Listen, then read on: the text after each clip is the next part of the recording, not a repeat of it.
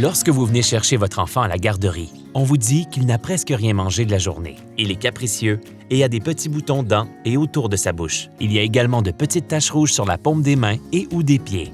C'est probablement la maladie pieds-mains-bouche. Elle est causée par le virus Coxsackie. Le nom peut faire peur, mais ne vous inquiétez pas. Il s'agit d'une maladie courante et mineure qui provoque des ulcères dans la bouche et une éruption cutanée sur les mains et les pieds. Parfois, ces taches peuvent également apparaître sur d'autres parties du corps et leur aspect peut être plus grave en cas d'eczéma. Elle est particulièrement fréquente chez les enfants de moins de 5 ans. Si votre enfant est atteint de la maladie pieds-mains-bouche, gardez ces éléments à l'esprit. Il ne s'agit pas d'une réaction allergique, mais d'un virus, et les antibiotiques ne sont donc d'aucune utilité. Il est fréquent que les enfants aient de la fièvre, c'est-à-dire une température égale ou supérieure à 38 degrés Celsius ou 100,4 degrés Fahrenheit et qui dure normalement 2 ou 3 jours. C'est contagieux et peut se propager par contact direct. Pour éviter que d'autres personnes ne soient infectées, votre enfant doit rester à la maison lorsqu'il est malade. Il est important de se laver fréquemment les mains et de nettoyer les surfaces pour éviter la propagation du virus. Ne partagez pas ses jouets ou ses ustensiles.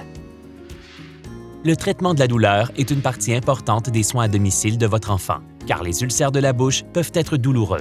Donnez à votre enfant de l'acétaminophène, comme Tylenol, ou de l'ibuprofène, comme Advil ou Motrin, pour la douleur, surtout si votre enfant ne boit pas bien. La dose appropriée pour votre enfant est en fonction de son poids. Demandez conseil à un professionnel de la santé, tel qu'une infirmière, un médecin ou un pharmacien, pour connaître la posologie. La déshydratation est le plus grand souci pour la maladie des mains, pieds, bouche. Évitez cela en prenant en charge la douleur de votre enfant.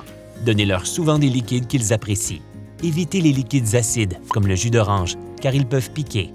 La crème glacée et les aliments froids et mous sont de bons choix, car ils peuvent être apaisants. Il n'y a pas de problème si votre enfant ne prend pas beaucoup d'aliments solides, tant qu'il reste hydraté et qu'il fait toujours pipi. Les signes de déshydratation sont les suivants: cernes sous les yeux, bouche sèche et langue collante, pas de larmes lors des pleurs, moins de 4 couches mouillées en 24 heures pour les enfants de moins de 2 ans ou moins de 3 pipis en 24 heures pour les enfants de plus de 2 ans.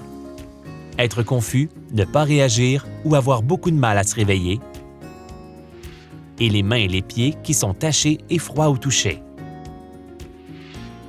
Consultez un médecin si la douleur de votre enfant n'est pas contrôlée, s'il se déshydrate, s'il est très somnolent et difficile à réveiller, même lorsque la fièvre est traitée, ou si vous êtes inquiet pour toute autre raison.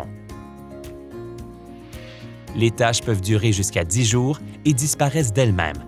L'éruption devrait bien guérir et ne devrait pas causer de cicatrices. Votre enfant pourra reprendre ses activités quotidiennes dès que la fièvre aura disparu, que l'éruption cutanée s'améliorera et qu'il se sentira suffisamment bien pour reprendre ses activités.